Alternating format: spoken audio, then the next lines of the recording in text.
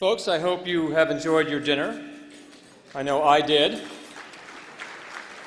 Thank you to the staff for that wonderful meal. As we start off here, the first thing I need to do is offer an apology and correct something.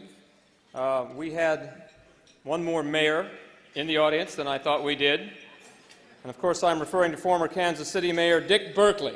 Mayor Berkeley.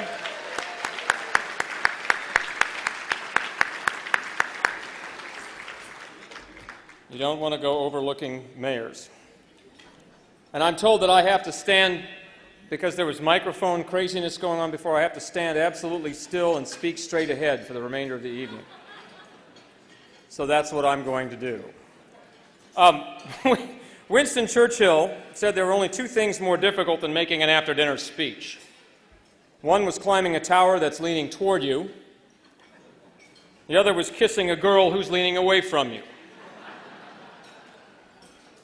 I am going to take my grandfather's advice to public speakers, which was know what you want to say it quickly, and then get out of there before you put people to sleep. So I promise to do my best with just a few short remarks here before we introduce the evening's keynote speaker and recipient of the 2012 Harry S. Truman Legacy of Leadership Award. Because this year's award honors the public service of a former Secretary of Defense and Director of the Central Intelligence Agency, it seems worth noting that 65 years ago, on July 26, 1947, Grandpa created these strategic positions with the signing of the 1947 National Security Act. In one of those presidential decisions that now seems inevitable and was anything but, this single historic piece of legislation on July 26 created four institutions that continue to serve America 65 years later: the Department of Defense, the United States Air Force, the Central Intelligence Agency, and the National Security Council. In short, Grandpa and his advisors established all of the key defense and foreign policy institutions that exist and function today, which was one of his most remarkable achievements. By the way, July 26 seems to be a favored day for presidential decision-making. On July 26, 1947, as we've just noted, Grandpa signed the landmark National Security Act. A year later, on the same day in 1948, he signed Executive Order 9981, ending racial segregation in the U.S. Armed Services. In 1990,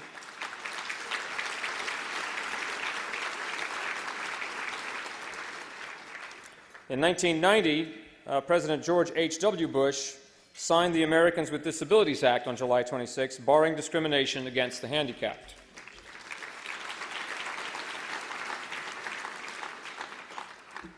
The date was very personal to my grandfather for two reasons. The first, he explains himself in his published memoirs, so here in his own words, "One of the strongest convictions which I brought to the office of President was that the antiquated defense setup of the United States had to be reorganized quickly as a step toward ensuring our future safety and preserving world peace.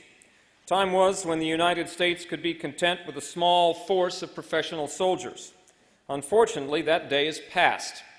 Military strength is now a vital factor in political policy, and both diplomatic and strategic considerations must be blended with care if the nation's policy is to be effective in maintaining the peace." Grandpa said he'd rather have lasting peace in the world than be president. He said he wished for peace, he worked for peace, and he prayed for peace continually. "We can well afford to pay the price for peace," he said. "Our only alternative is to pay the terrible cost of war." Near the end of his life, he wondered if an earlier founding of our Central Intelligence Agency could have prevented the 1941 attack on Pearl Harbor. As I said earlier that July 26th was 47 was significant to Grandpa for two reasons. The second is rather more personal. It's a family story. David McCullough told it in his Pulitzer Prize-winning book, Truman, which, by the way, could not have been written without the help of the Truman Library. No offense to Mr. McCullough. On July 26th, as David wrote, 1947, my great-aunt Mary Jane Truman called the White House from Grandview, Missouri, to say that Mama Truman had pneumonia and might not live through the day. David went on to write that Truman ordered his plane made ready, but there was a delay. He he wanted to sign the National Security Act and name James Forrestal the new Secretary of Defense before Congress recessed. A few congressional signatures were still needed. At the airport, Grandpa held off on his departure, waiting beside the plane for nearly an hour until the bill was brought to him. Minutes later, the plane was airborne.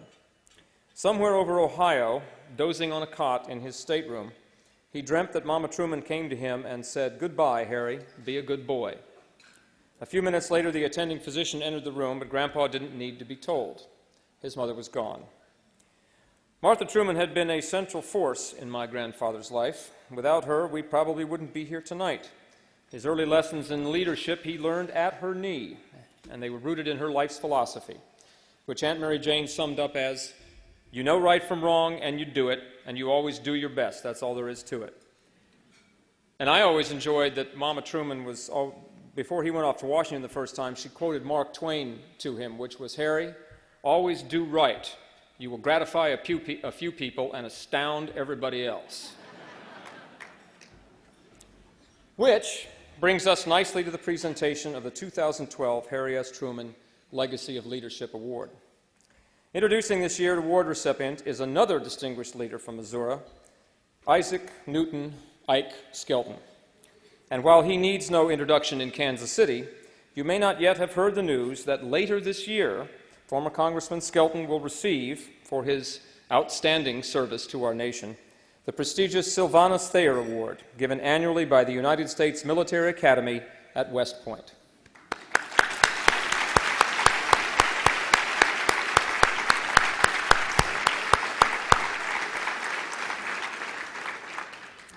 Just last month, he was honored with an official unveiling of his portrait in Washington, D.C. More than 400 people were in attendance to pay tribute to Ike's 32 years of diligent and distinguished service as a member and 4 years as chairman of the House Armed Services Committee, one of the largest and most powerful congressional committees holding jurisdiction over our nation's defense system and policies. His portrait will have a permanent home in the Armed Services Committee room on Capitol Hill. And Ike, you know the story of my grandmother's official portrait in the White House, the one that she stole when she left the White House. Lady Bird Johnson, I don't think you can do that. Lady Bird Johnson actually had to call years later and say, "Bess, do you know where the picture is?" And my grandmother said, "Yes, it's hanging in my living room." And Mrs. Johnson said, "You have to give that back." And my grandmother said, "No." Consequently, they made a copy, which is what hangs in the White House. So if they give you the painting, Ike, hold on to it. Just last month, Ike was honored with an official unveiling of his portrait. Oops, sorry, I'm going over my own stuff. Ike's many other recognitions include Honorary United States Marine, the Distinguished Civilian Service Medal, and the U.S. Navy Distinguished Public Service Medal. Ladies and gentlemen, please join me in welcoming to the stage Mr. Ike Skelton.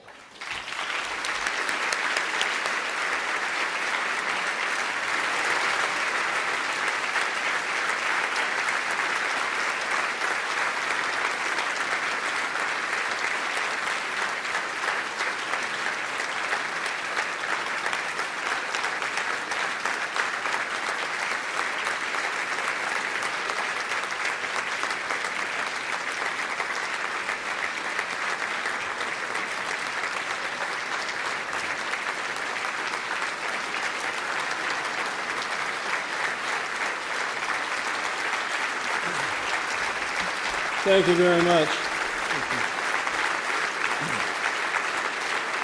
Thank you very much. You know, after an introduction like that, I can hardly wait to hear what I'm going to say. Clifton, thank you, my friend. You outdid yourself. I was looking at the pictures on the screen, some of which were of the day of the dedication of the Truman Library. And I was there. I remember it very, very well. I also remember how terribly warm it was. And after the ceremony, I was going to join my Lexington friend, a fellow who, the name of Bernard, who knew President Truman through the years over at the Truman home. And I was on the back porch of the small back porch of the Truman Library waiting for my ride, and there was a fellow standing there. Gosh, he looks familiar. I got closer. It was Herbert Hoover, and famous fleeting, I suppose. But it's very interesting going over to the Truman home that day. I had the opportunity to meet with and have a nice visit with the Chief Justice, Earl Warren, and had quite a few words of wisdom from him. It was quite nice. Harry Truman, favorite Missourian, one of the truly greats of our country. And it's a thrill to be associated with the library, to know the Truman family as I have through the years. And Clifton, thank you for your continued activity and support of your grandfather's legacy. Eric Severide, the newsman of yesteryear, said it right when he spoke about President Harry Truman. He said it's character, just plain character. And while I was in Congress, I did my best to keep the Truman legacy alive, and one of my efforts was the 8-year campaign to have the Navy name an aircraft carrier for President Truman. And finally, Secretary of Navy John Dalton did it, and he was good enough to tell me about it, and I was absolutely thrilled. And the prospective captain of the aircraft carrier, his name was Ottobein, Captain Ottobein, called me and wanted me to give the keynote speech at the commissioning.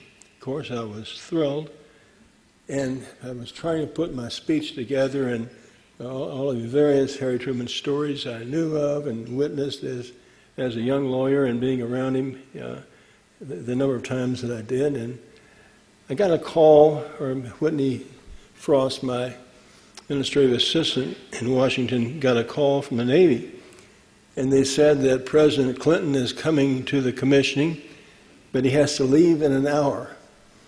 And we want Congressman Skelton to limit his remarks to 3 minutes. I've been working on this speech for a long time, and I told Whitney, call the Navy back and tell them that if President Clinton wants to leave in an hour, he can cut his own damn speech down.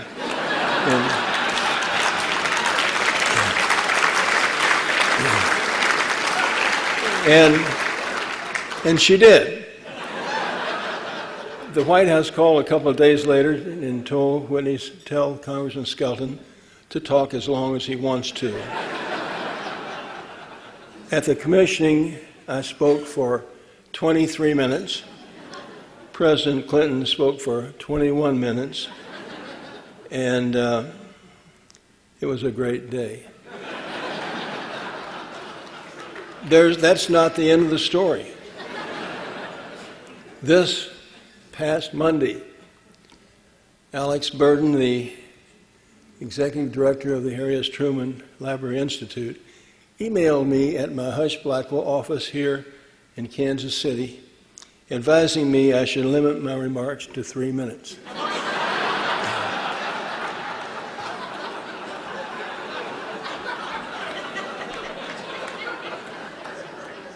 Alex Burton, eat your heart out.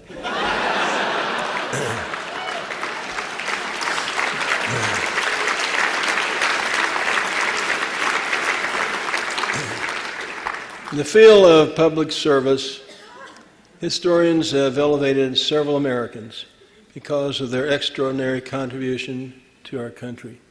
Elihu Root, Alfred Thayer Mahan, George C. Wallace, John Foster Dulles, to name a few. And today we honor a man who will be treated well by historians because of his extraordinary service to our nation. I know full well that President Harry Truman, were he here today, would applaud the choice of Robert Gates to receive the award this evening. From his home in Wichita, Kansas, he attended William and Mary College, received a master's degree at Indiana University, and later a doctorate degree from Georgetown University. He was an Air Force second lieutenant in nearby Whiteman Air Force Base and joined the CIA and came through the ranks and became deputy director as well as director of that all-important agency. Upon leaving that post, he became president of Texas A&M University, returned to Washington to serve two presidents as Secretary of Defense, George W. Bush and Barack Obama. He served during an arduous time of two conflicts, leading the Defense Department and adding strategic thinking to the forces in the field. When I told the former Armed Services staffer of this award tonight, his immediate comment was, "He's a good guy and a straight shooter." In a discussion some time ago with Secretary Gates, I learned the all-important fact that he was an Eagle Scout. And he not only was an Eagle Scout, but later in life became the president of the Eagle Scout Association here in the nation. Boy Scouting being very strong here in western Missouri and eastern Kansas, we do know that that is part of our culture, and people here understand the importance of the Scout Oath and Scout Law. And it's important to note the first part of the 12 parts of the Scout Oath, Scout Law, is trustworthy. That's the very epitome of our honoree tonight. Whether in a personal conversation, or talking with the news media, or testifying before our Armed Services Committee, you can count on what Secretary Gates said. In describing him, it can also be said of him, as it was with Harry Truman, it's character, just plain character. Ladies and gentlemen, we have a special message from a special friend. Please. I'm delighted to send my regards and congratulations to my friend Bob Gates, whom I believe is one of the finest public servants our country has ever had. Bob has made unparalleled contributions to national security, defense, and intelligence while transcending party politics in order to put our nation's best interests first. I also want to applaud the Truman Library Institute for having the wisdom to honor Bob with this award. President Truman was another of our nation's finest public servants. It is fitting that the Truman Library, with its mission to share Truman's remarkable career as well as teach new generations about the importance of public service, should present Dr. Gates with this Legacy of Leadership Award. Congratulations. A special thanks to my dear friends Adele and Don Hall and all of you who support the Truman Library's important work. Bob, it's been a privilege and an honor to call you friend. Thank you for everything you've done for our country and our world. Have a wonderful evening.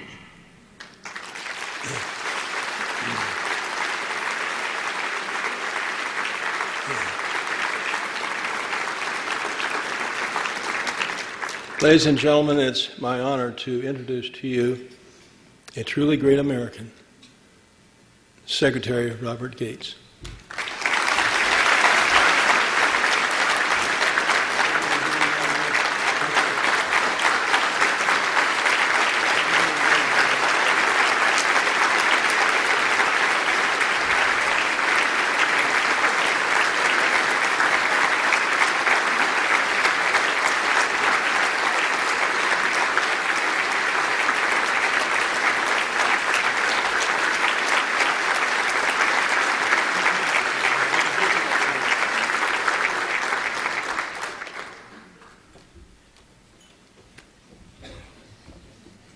Well, thank you, Ike, for that incredibly kind introduction, and thanks to all of you for this great honor. To Nancy and John Dillingham, the Evans family, Paul and Catherine DeBruce, and all the sponsors and supporters of this event, thank you for your leadership and generosity on behalf of what is truly a national treasure. I'm also very honored by the presence and kind words of my friend Ike Skelton. Ike always defended the interests of our men and women in uniform and is a lifelong champion of American military power. As I'll get into a little later in my remarks, Washington, D.C., and the Congress in particular are lesser, smaller places for the loss of political leaders like Ike Skelton.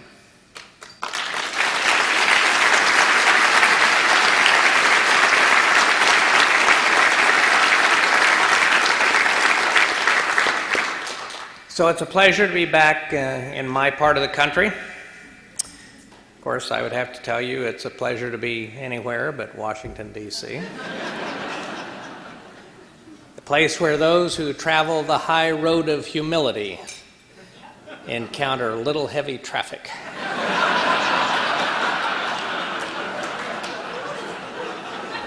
Where there's so many people lost in thought because it's such unfamiliar territory. Where people say, I'll double-cross that bridge when I get to it.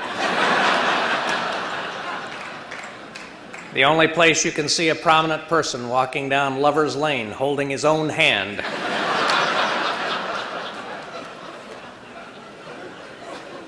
So being here does feel like coming home in so many ways. My father was born here in Kansas City, Missouri in 1906. As a 12-year-old, he was a paper carrier for the Kansas City Star and loved recounting being rousted out of bed on November 11th, 1918, to carry an extra edition of the paper around the neighborhood, proclaiming the end of World War I. I would also say that my grandfather, Gates, is buried here in Mount Moriah Cemetery.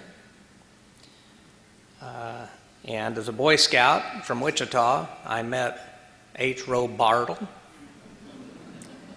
And in 1967, my wife Becky and I, attended the very last game the Kansas City Athletics ever played in Kansas City. And all I can say is there were about 500 people there, and if Charlie O. Finley had been there, he would have been lynched for sure. So these are my Kansas City bona fides. So I also did my military service as an intelligence officer at Whiteman Air Force Base, about 60 miles east of here. When I arrived at Whiteman in 1967, many Missouri farmers were still pretty unhappy about the missiles because 2 acres of their land had been taken for each of the Minuteman silos. As a way to smooth relations, the Air Force flew a number of these Missouri farmers to the Ballistic Missile Staff Officer course at Vandenberg Air Force Base in California. And there the farmers saw a video showing a silo door, about 80 tons of steel and concrete, being blown off the silo. And one of the farmers expressed concern that that silo door being blown off like that would kill some of his cows. The Air Force tried to persuade him that if that silo door was being blown off, he had more to worry about than his cows.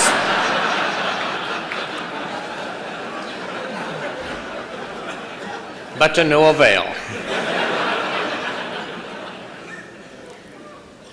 After some 4 decades, during which I went from a second lieutenant at Whiteman to Secretary of Defense, things came full circle when my wife Becky was asked to be the sponsor of one of the Navy's newest nuclear attack submarines, the USS Missouri. The Navy being the Navy, this required Becky's participation in not 1 but 3 elaborate ceremonies, at each of which Ike was present over the course of a year and a half. Becky really loved those ceremonies, not only for their own sake, but because she got to speak, and the Secretary of Defense had to be a supportive and silent supporter. As befitting the thrifty can-do state for which it is named, this newest USS Missouri was produced several months ahead of schedule and well under budget. Now, that may or may not have had anything to do with the fact that Electric Boat knew that the chairman of the House Armed Services Committee and the Secretary of Defense were watching really carefully over this ship. But the great American that we honor tonight first achieved national profile as a senator investigating cost overruns in the armaments industry. So I'd like to think he would have approved of the procurement record of the newest USS Missouri. But also I think he would be dismayed and probably disgusted to realize that cost overruns have not ended with military programs, just like when he was a senator.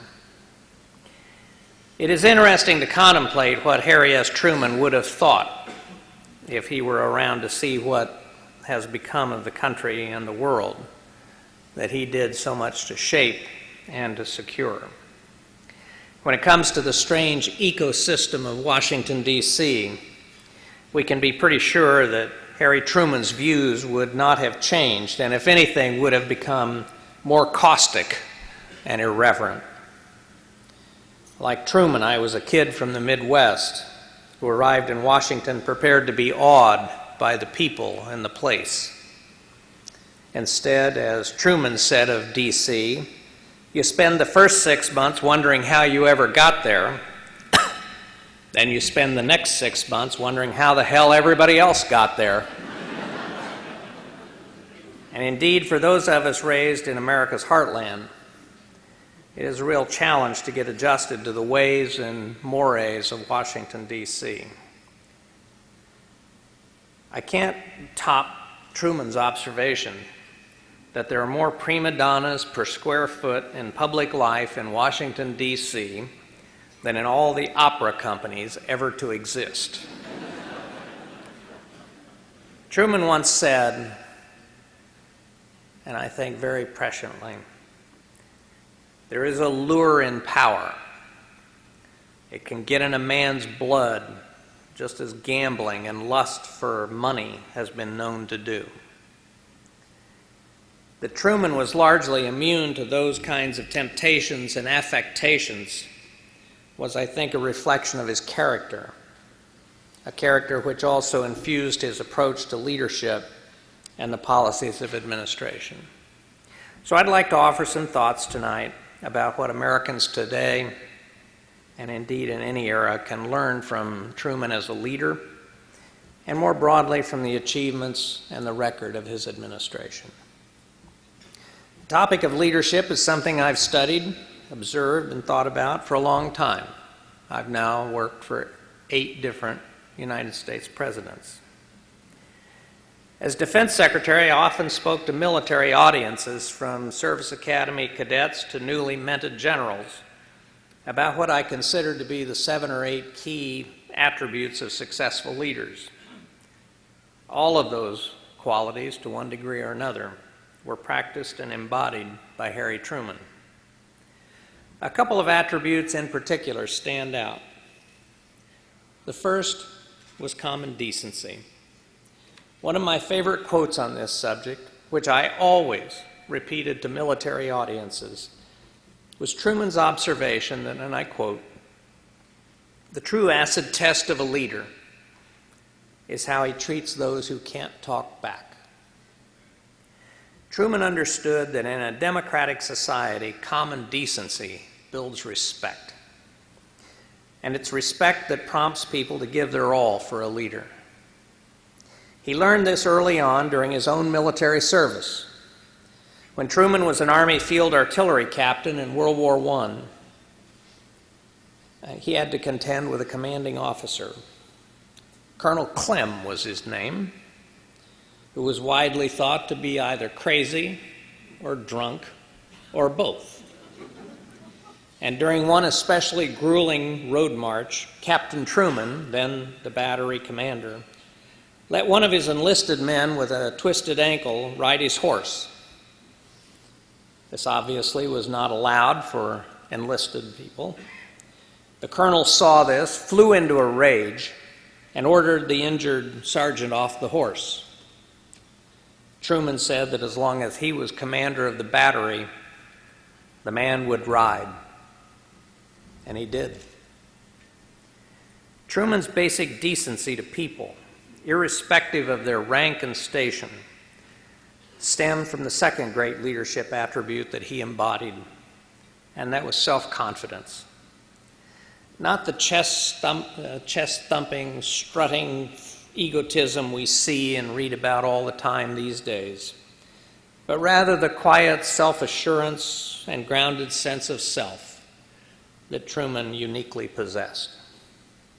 It was that self-confidence that enabled Truman to make difficult decisions, bomb to end one war, to firing a legendary general during another. Reflecting on the role of political polls, Truman once said, "I wonder how far Moses would have gone had he taken a poll in Egypt. What would Jesus have preached had he taken a poll in Jerusalem?" He went on to say, "It isn't polls that count. It is right and wrong and leadership. Men with fortitude and honesty and a belief in the right that make epochs in the history of the world." Truman's confidence was the kind that allowed him to bear the extraordinary burden of being thrust into the nation's highest office in the middle of a world war. But arguably even more daunting was the prospect of taking over from a revered, legendary figure such as Franklin Delano Roosevelt, and to do so as a relatively obscure figure known mostly for being a machine politician and a failed haberdasher. As one woman said upon hearing the news, "If Harry Truman can be president, so too could be my next-door neighbor." General George Patton lamented that it seems very unfortunate that in order to secure political preference, people are chosen for vice presidents who are never intended neither by party nor by the Lord to be president. Beyond the low expectations with respect to his job qualifications, the Trumans also had to overcome the social snobbery of those accustomed to their aristocratic predecessors. One Washington doyen complained that the influx of Midwesterners with Truman had turned the White House into the Independence Lions Club, where one is conscious chiefly of the odor of 10-cent cigars. When it came to cocktails, it turned out that both the Roosevelts and the Trumans liked drinking old fashions. But while the former first family preferred the drink to have one shot of bourbon with orange slices, sugar, and bitters, for the Trumans it was one shot of bourbon combined with, well, another shot of bourbon. And all, as one of Truman's Missouri compatriots put it, after a diet of caviar, the country was ready for ham and eggs. Yet however modest and self-effacing he was, Truman was, like any successful leader, willing to make clear who was in charge. On his second day in office, Truman called the head of the Reconstruction Finance Corporation, Jesse Jones, to tell him that the president had made a certain personnel appointment. And Jones asked if the president had made the decision before he died. And Truman's response was, "No, he made it just now." It was Truman's confidence and knowledge of self, strengths and weaknesses alike, that enabled him to be perfectly comfortable surrounding himself with people of extraordinary intellect and ability. Harry Truman came of humble origins and had little use for the blue bloods and Ivy Leaguers, the striped pants boys, as he called them, who used to dominate the ranks of certain government agencies. In particular, he called the State Department a peculiar institution made up of principally extremely bright, yet clannish and snooty people. While working in the Nixon White House during the 1970s, I remember that professional diplomats were referred to as a bunch of guys with last names for first names who occasionally took time out from their busy day to implement the president's foreign policy. But unlike Nixon, Truman never succumbed to the insecurities and class resentments that would mar Nixon's judgment. Consider Dean Acheson, the ultimate striped pants boy of Groton, Yale, and Harvard Law, with his white Oxford tailored suits and his British banker's mustache. He would become not only Truman's Secretary of State, but his most trusted advisor and ultimately his cherished friend. The brilliant, imperious Acheson followed the steady, reassuring George Marshall. They led an extraordinary group of scholars, lawyers, diplomats, and financiers, men like Kennan, Forrestal, Paul Nitze, and others, who would create the overarching strategy and institutions that would guide American foreign policy for 45 years during the Cold War and beyond. They would also be viciously maligned over the course of Truman's administration as the U.S. experienced setbacks in China and Korea and Eastern Europe. Acheson, typically enough, referred to these assaults as the attack of the primitives. Yet he and others would enjoy the full support of a president with whom they otherwise had little in common besides a love of country. The manner in which our country's governing institutions were arranged and operated under Truman also has some lessons for today. With respect to the White House, despite the inevitable conflicts and rivalries between his Midwestern pals and the old Roosevelt hands, one is struck by the fact that no vindictive tell-all books or articles came out. Partly that reflects the mores of the time. Such things just weren't done back then. More substantively, I think this professional climate was also a direct reflection of Truman's approach to governance, especially with respect to foreign policy and national security. As one former aide put it, no one was trying to make their reputations by slitting the throat of the Secretary of State or by proving to the president that they're smarter or more brilliant. Had anybody in the White House tried to behave that way, he would have been out of there in 30 seconds flat. This reflected the fact that Truman's administration was from a bygone era when the executive branch actually operated as a cabinet government. The National Security Act of 1947, which created the Department of Defense, the Air Force, and the CIA, also created the National Security Council in the White House for the first time. And I would just note as a personal aside, I may be the first time ever to have worked for all four of those institutions. Truman had a skeletal personal policy staff, and his principal national security advisors were the Secretary of State and the Secretary of Defense. Since then, we've seen a steady trend toward more centralized White House control over the national security bureaucracy, accompanied by more than a tenfold increase in presidential staff assigned to that area, including the creation of the NSC's its own public relations office. The results have been mixed at best. During my career, I spent several years on both sides of this bureaucratic divide. As CIA Director and Defense Secretary, as well as a staff member of the National Security Council under 3 presidents and a Deputy National Security Advisor under a 4th. And I would suggest, reflecting back on all of this, that the Truman, Acheson, Marshall approach, with strong cabinet secretaries trusted and empowered by the president, is the model this country should strive for. And I would say the model that Condi Rice and Hillary Clinton and I tried to emulate.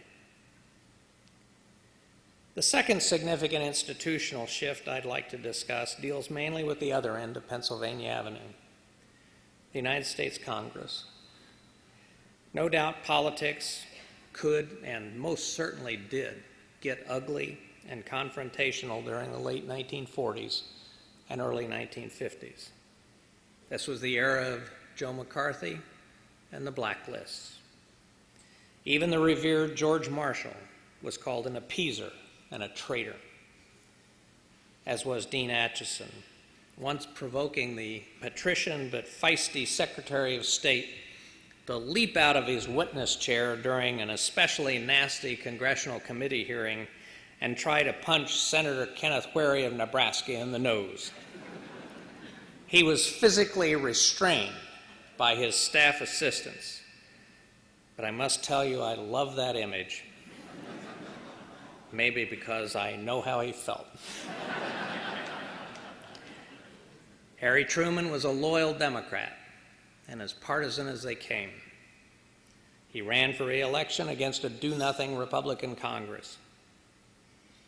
Years later at Oxford University, with the benefit of hindsight, Truman said of his fellow Americans that, quote, "In election years we behave somewhat as primitive peoples do at the time of the full moon."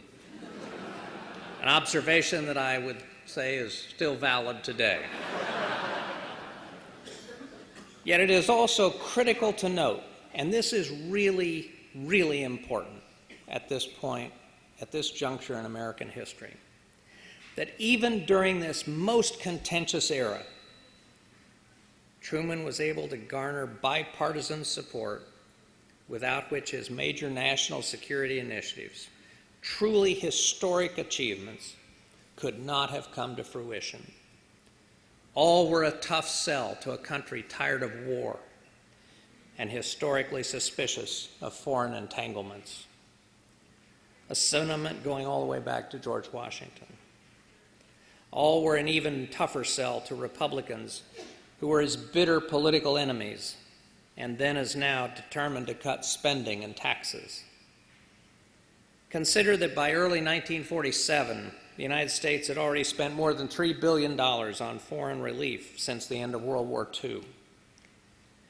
The story goes that Arthur Vandenberg, the GOP's Senate leader, read a New York Times column reporting that $6 to $7 billion more would be needed to prevent starvation, chaos, and a potential communist takeover in Western Europe.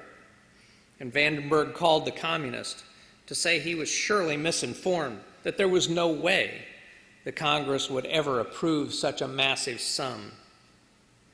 But in the end, through the leadership of Vandenberg and the support of other Republicans, like then Representative Richard Nixon, a request for $17 billion for the European Recovery Plan, called the Marshall Plan at Truman's own insistence, would overwhelmingly pass both houses of Congress. Republican support was also critical to providing aid to Greece and Turkey, which first put our strategy of containment of the Soviet Union into action, to the creation of NATO, and to all the far-sighted policies and institutions that came into being on Truman's watch.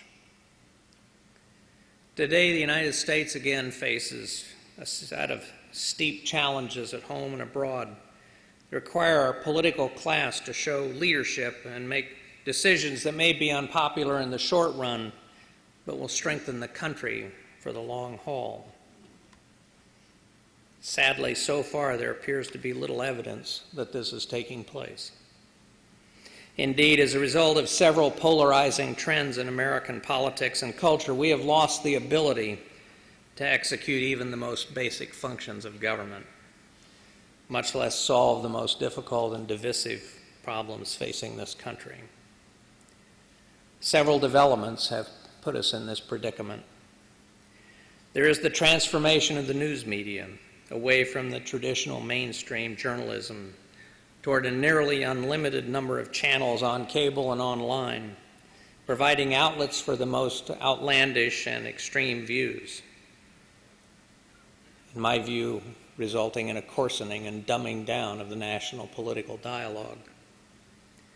A highly gerrymandered system of drawing congressional districts that has created safe seats for incumbents of both the Republican and Democratic parties, leading to elected representatives totally beholden to their party's most hard-line ideological base. We've also seen the decline of congressional power brokers from the leadership in both houses to committee chairmen, who in that time could make deals and make agreements stick despite the opposition of parts of their own caucus. Achieving compromise and maintaining a degree of continuity is so important because addressing this country's most intractable and complex problems requires a consistent strategy in its implementation across multiple presidencies and Congresses. In the Cold War, despite great differences in tactics and approaches, the basic contours of the strategy put forth under Truman to contain the Soviet Union remained through 9 consecutive presidential administrations of both political parties, even between presidents as different as Jimmy Carter and Ronald Reagan, as I can attest firsthand. But when one party wins in a big wave election, of which there have been several in recent election cycles, it typically seeks to impose its agenda on the other by brute force, making it all the more likely that these policies will be reversed in the next wave election, and consequently all the more difficult to deal with this country's most serious challenges over time. The other consequence of these wave elections, exacerbated by all the other factors I've described, is that they tend to sweep out the centrists. The very people in both parties you could count on in the past to bridge the partisan divide. In recent elections, we've seen them picked off one by one, including, sadly, Missouri's Ike Skelton, or others just depart in frustration, leaving our legislative branch of government increasingly dominated by hardcore partisans and ideologues. It is hard to see we're a better country for it. Finally, a lesson from the Truman era about America's military strength and our role in the world more broadly. When Truman took office in 1945, the United States military was at its World War II peak of mobilization and production. The pell-mell military drawdown that soon followed was less demobilization and more, as Truman called it with regret later, disintegration. In less than 2 years, the United States military went from 12 million troops on active duty to roughly 1.5 million, with 15,000 troops per day being mustered out of uniform. The defense budget went from $91 billion a year in 1945, about a third of America's GDP, to about $10 billion by 1947. Truman was hoping to get defense spending as low as $6 or $7 billion. The hope was that the American atomic monopoly would obviate the need for large, expensive conventional forces. His defense secretary, Lewis Johnson, arguably his worst appointment, wanted to run for president in 1952. And so he wanted to get the defense budget even down further. Ironically, it was Dean Acheson, the Secretary of State, who was the point man in the administration making the case for a higher defense budget. So I would note that 6 decades later, during my first year as defense secretary, I gave a speech at Kansas State University calling for a dramatic increase in funding for diplomacy and foreign assistance. I've always liked to think of that as returning the favor to Dean Acheson.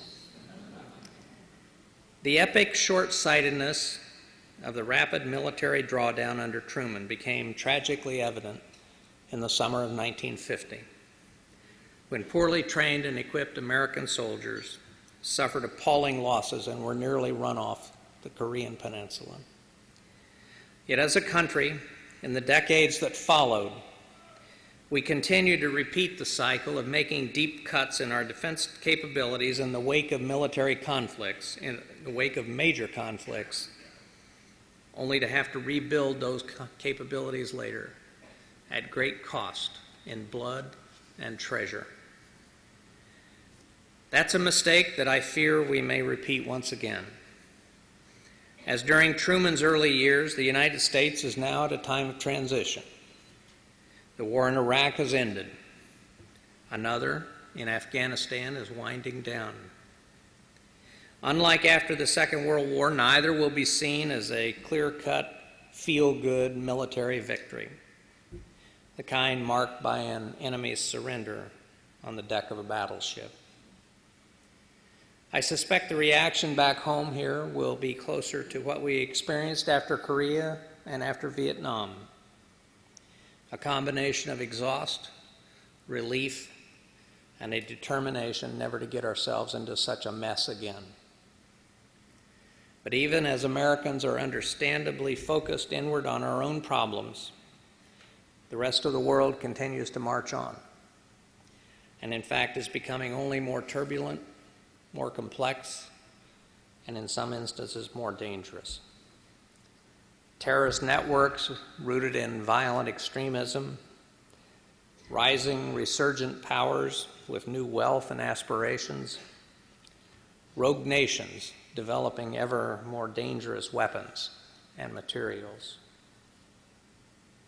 To be clear, even the worst-case defense budget scenarios facing America today do not begin to approach the scale of the post-World War II drawdown that led to near disaster in Korea.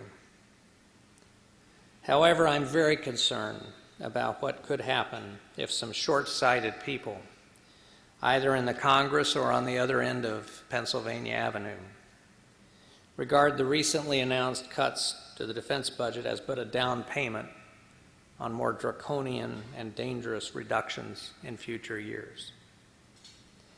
And to say that we just won't fight certain kinds of wars in the future conveniently forgets that our adversaries always have a vote, as do future presidents. So let me close with this final thought. After settling into office, Truman decided to redesign the U.S. presidential seal so that the eagle would face the olive branch rather than the arrows, symbolizing peace rather than war. When told about this, Winston Churchill remarked, "Well, why not put the eagle's head on a swivel so that it could turn to the right or the left as the occasion demanded?" And here Churchill was making the larger point about the necessity to being prepared for both waging war and making peace. The need to balance restraint and diplomacy with the will and the means to defend our interests and our commitments. Throughout his administration, Truman had to contend with both the doves on his left, willing to capitulate to the Soviets on almost every front, as well as the firebrands on his right, evidently willing to turn every crisis over the Soviets and the Chinese getting the atomic bomb, over Korea, over Berlin, and more, into a potential third world war.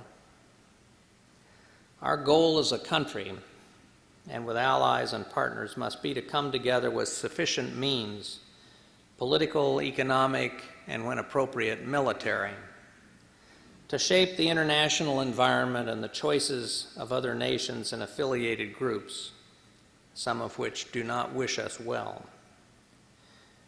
Whether dealing with a truculent Russia, a rising China, or a bad and worsening actor such as Iran or North Korea, our statecraft should aim, as did Truman so deftly 6 decades ago, to prevent situations that deteriorate into only 2 bleak choices: confrontation, or capitulation.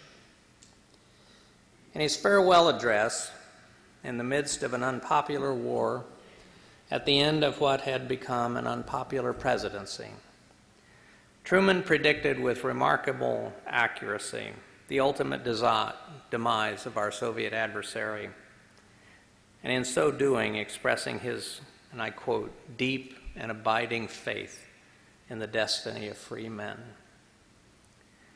Today, as a nation of free people, there may be some enormous obstacles ahead of us, but we should never forget that we have the power and the means to overcome them. Whether the United States sustains our global economic, political, cultural, and military preeminence depends not on the success or failures of others, on what other countries do, but on what we choose to do, on the decisions we make, and on the courage and determination and unity that we demonstrate. Thank you very much for this honor.